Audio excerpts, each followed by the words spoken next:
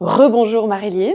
Bonjour Priscilla, Je te dis décidément. oui, je te dis rebonjour parce qu'on a déjà fait un entretien toutes les deux. C'est vrai. Et puis en fait, on a continué de discuter et on s'est dit qu'on aurait bien aimé approfondir plein de sujets qu'on avait commencé à traiter dans la partie 1. Oui. Donc on encourage tous les gens qui tombent sur cette vidéo à d'abord aller écouter la première partie de cette interview pour ensuite écouter ce qui va se passer maintenant. Très volontiers. Avec quelques approfondissements. Donc, tu nous expliquais dans la première partie, tu nous parlais de ce centre de la présence, que c'était vraiment ouvert pour tout le monde. Mais finalement, c'est qui vient ici? Les courageux, les courageuses. C'est sûr. C'est vraiment celles et ceux qui ont compris qu'ils étaient responsables d'eux, ils étaient responsables de leur vie et qui ont compris que finalement, c'est pas à une société de nous prendre en charge. C'est à chacun de redevenir maître de sa vie. C'est aussi ceux qui ont envie aujourd'hui retourner vers les perceptions du corps. Parce qu'il y a quand même beaucoup de formations qui sont dans des plans très techniques. Beaucoup de gens ont fait beaucoup de développement personnel, par exemple. Et le développement personnel, ben voilà, c'est une bonne chose, mais on va amener des outils, des techniques pour, par exemple, faire de l'affirmation de soi, ou par exemple, de la communication non violente. Enfin, il y a beaucoup de choses que l'on peut faire où on acquiert quelque chose qui nous permet d'être plus à l'aise dans nos relations. Mais c'est sûr qu'à un moment donné, ça peut nous faire atteindre une limite. Et celles qui veulent venir aujourd'hui sont ceux qui disent « mais je sens que j'ai besoin d'aller plus loin, j'ai besoin d'aller plus profond, j'ai besoin d'aller plus authentique, j'ai besoin d'aller plus vrai ». Et puis, il y a celles et ceux aussi qui se rendent compte qu'ils sont beaucoup dans la tête, et puis ben, finalement, toutes ces pensées, elles sont très rationnelles, très cartésiennes, mais que la vie, c'est pas la pensée. La vie, c'est le mouvement. C'est quelque chose qui vient d'ailleurs. Donc, c'est celles et ceux qui ont compris que la porte d'entrée de la santé, c'est vraiment la perception. Donc, vraiment, ces gens-là viennent découvrir leur corps, leurs sensations subtiles aussi, parce qu'ils ont envie de pouvoir prendre des décisions d'une autre manière. Voilà. Et puis après, ben, effectivement, c'est ceux qui veulent vraiment se transformer parce qu'ils ont envie que quelque chose change pour eux, pour leurs enfants, dans leur couple, et puis leur place de travail, parce qu'on est un. Tout ça, c'est l'unité. On peut pas se dire, il y a le travail, il y a la maison. Non, il y a un. Voilà. Et puis, ils cherchent quelque chose de fluide. C'est aussi des gens qui, financièrement, sont prêts à payer pour eux-mêmes. Parce que aujourd'hui, on est dans une société où beaucoup utilisent leur argent soit pour de la matérialité, ou pour des loisirs, des divertissements, qui sont souvent, d'ailleurs, dans ce que j'observe, des compensations. Parce que c'est vrai que quand la vie, elle est difficile, quand tu as fait ta semaine, quand tu en as marre, quand tu es crevé, que tu n'en peux plus, bah, tu dis « Ah, je me réjouis vendredi soir, je me réjouis ce week-end, je me réjouis les vacances. » Puis alors, tu es tout le temps dans le futur, en train de prévoir la suite, puis de dépenser ton argent de cette manière-là, parce que c'est ta bouffée d'oxygène. Et puis ceux qui viennent au centre de la présence, c'est ceux qui ont compris que finalement, ils résolvent rien. Ils courent après un train. Et ils se disent, mais si maintenant j'investis de l'argent sur moi, pour aller faire des voyages à l'intérieur, reconnaître ce qui se passe en moi, ben peut-être que finalement, je serais plus heureux, je serais plus épanoui. Voilà qui vient au centre de la présence aujourd'hui. Oui, moi, ça me fait penser parce qu'il y a évidemment plein de membres de mon entourage. J'aimerais leur dire de venir ici. Et puis très souvent, la réponse, c'est « ouais, mais je vais pas si mal, ça va ». Est-ce qu'on a besoin d'aller super mal avant de prendre soin de tout ça et de venir au centre de la présence? Surtout pas, n'attendez pas d'aller mal. Oui, vraiment, aujourd'hui, on est quand même construit dans cette société de cette manière-là. C'est une réalité, c'est qu'en fait, on attend d'être dans le mur. On attend d'avoir atteint sa santé, je l'ai observé pendant 20 ans, c'est qu'une fois qu'on est tombé malade, une fois qu'on a eu un accident, une fois qu'on a perdu son job, finalement, la société va payer pour nous parce que soit les assurances vont se mettre en route, que ce soit l'assurance maladie ou l'assurance accident ou que ce soit l'assurance invalidité, voilà. Alors qu'en fait, c'est à nous de prendre la responsabilité de notre trajectoire de vie. Et puis, c'est vraiment apprendre en fait à nos enfants de se prendre en charge. C'est un beau message aussi pour le futur, pour cette société. Aujourd'hui, c'est de se reconditionner, c'est de modifier en fait nos croyances et comprendre que oui, c'est beau de payer pour soi. Oui, c'est juste de payer pour sa santé. Et la santé, on l'oublie souvent, c'est pas une absence de maladie. La pleine santé, c'est un réel épanouissement de notre être. Et on peut pas être épanoui si on n'est pas aligné. Et aligné, ça veut dire quoi? Ça veut dire être authentique, d'être vrai. Et pour ça, il faut sentir. Sentir ce que mon corps me dit, sentir ce que mes émotions me racontent, entendre ce que mes pensées de partage, et puis prendre la maîtrise de ça. Parce que le corps, en fait, lui, il a besoin de se réorganiser. Les émotions, c'est moi le maître de mes émotions. C'est pas les émotions qui sont maîtres de moi, c'est moi le maître de mes émotions. Donc c'est à moi de faire quelque chose. C'est ce travail-là aujourd'hui qui va nous amener vers le bonheur, à mon sens. Oui. Et concrètement, du coup, est-ce que tu peux nous expliquer qu'est-ce qui se passe quand quelqu'un décide de passer le pas de cette porte, de venir vous trouver? Qu'est-ce que vous lui proposez comme outil de travail, comme solution? Alors, nous, on va pas lui proposer des solutions. C'est pour ça qu'on essaye d'offrir quelque chose qui est large. Il y a plusieurs portes d'entrée. J'ai envie de dire qu'il y a des journées. C'est-à-dire qu'on a vraiment prévu des ateliers d'une journée pour venir rentrer par OK, j'essaye déjà de voir qu'est-ce qui va se passer.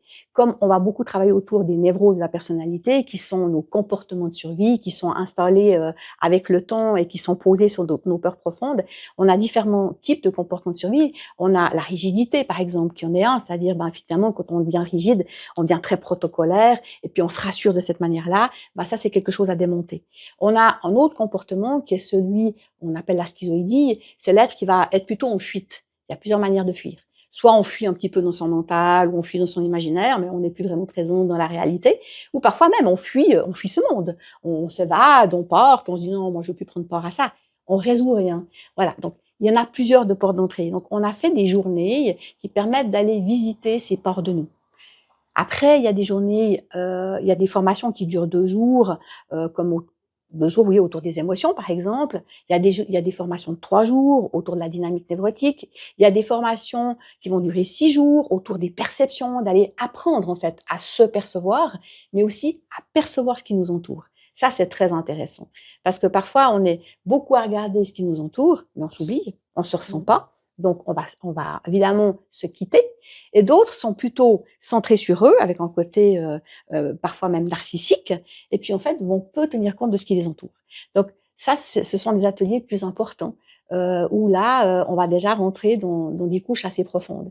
Puis après, il y a des cycles plus importants de 12 journées, par exemple, qui vont vraiment permettre d'accompagner le processus dans la réorganisation. Parce qu'une fois qu'on réalise tout ça, on a vraiment envie de changer notre vie. On comprend qu'il y a un art de vivre.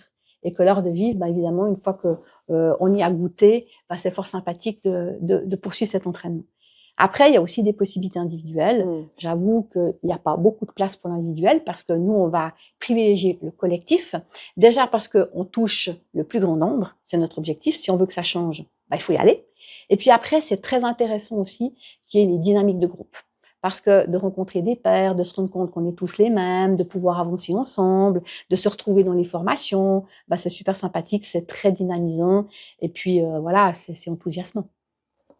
Ouais, je reviens sur ce centre de la présence. C'est vrai qu'à la base, ce centre, il permettait de faire de la réinsertion. Oui. Et aujourd'hui, c'est plus le cas. C'est vrai. Est-ce que tu peux nous parler de ça, de ce changement? Oui.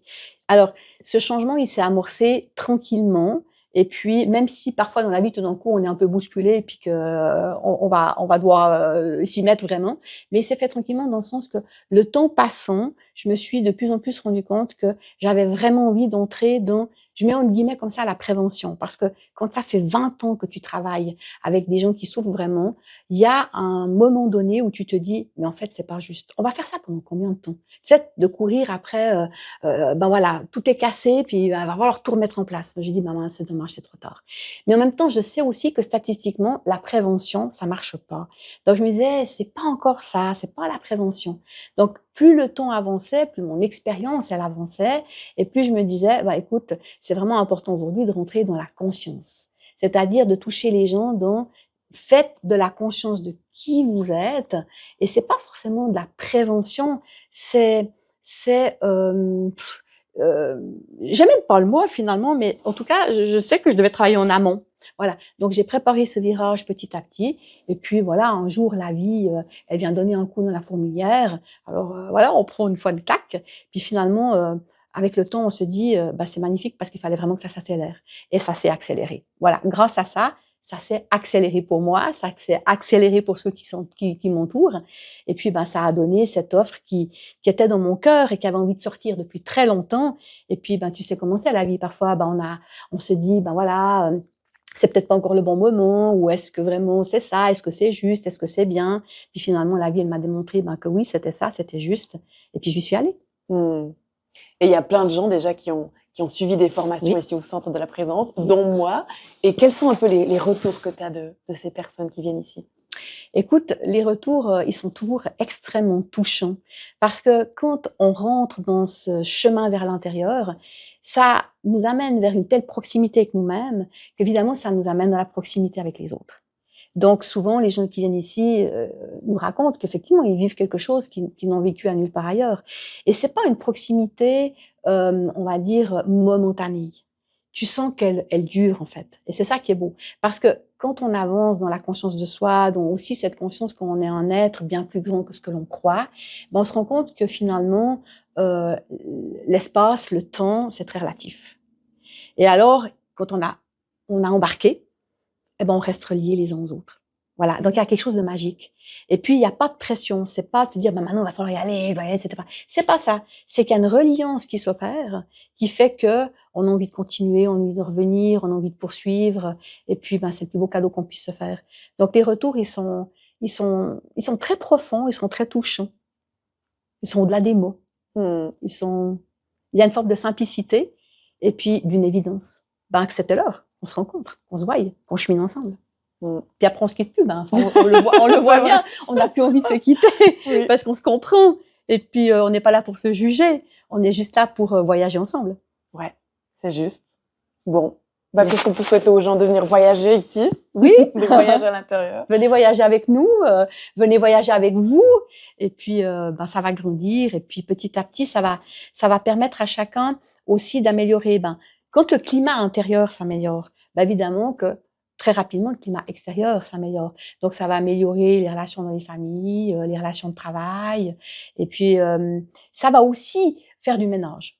Soyons clairs, ça veut dire qu'à un moment donné, quand on commence à savoir ce que l'on veut vraiment, bah, évidemment qu'il y a des êtres avec qui on n'a plus forcément envie de continuer le chemin, mais c'est pas grave. C'est pas que quelqu'un est bien et que quelqu'un est moins bien. C'est juste qu'à un moment donné, bah, il y a des séparations, il y a chacun qui prend son chemin et au moins c'est clair. Et tant mieux, parce que chacun a la responsabilité de s'épanouir à sa manière, comme il a envie. On est tous libres. Mmh. Donc oui, venez voyager, vraiment. Ouais. Ouais, tu parles de responsabilité. Moi, c'est ce qui m'a touchée dans toutes ces formations, c'est de retrouver son autonomie et sa responsabilité de travailler pour soi, avec Oui. soi. Et c'est quelque chose qu'on ne trouve pas forcément ailleurs dans d'autres offres un peu du même style. Je pense qu'effectivement, aujourd'hui, on n'a pas notre pareil à côté de nous parce qu'il y a plusieurs plans. Le premier, c'est qu'effectivement, vraiment visiter son ombre, il y a encore peu d'offres.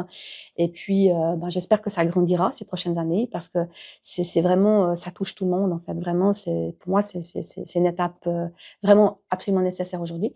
Et puis après, nous, on a aussi un support ou des supports qui sont particuliers parce que pour cette reconnexion à l'être profond puis à la nature profonde, on a choisi de travailler avec des supports olfactifs qui nous permettent vraiment d'activer en fait toute ce rééquilibrage intérieur au-delà de notre conscience. Parce que notre conscience, ben, elle veut souvent tout contrôler.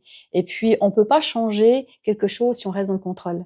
Donc, on utilise beaucoup l'olfactif. Donc, c'est vrai que notre manière de travailler, elle est particulière. Et puis, elle essaye de désamorcer le mental pour que vraiment il y ait une transformation réelle qui s'opère et qui soit durable. Hmm. Et donc maintenant, Marilyn, pour terminer, on revient à toi. Comment toi, tu utilises tous ces outils dans ta vie personnelle?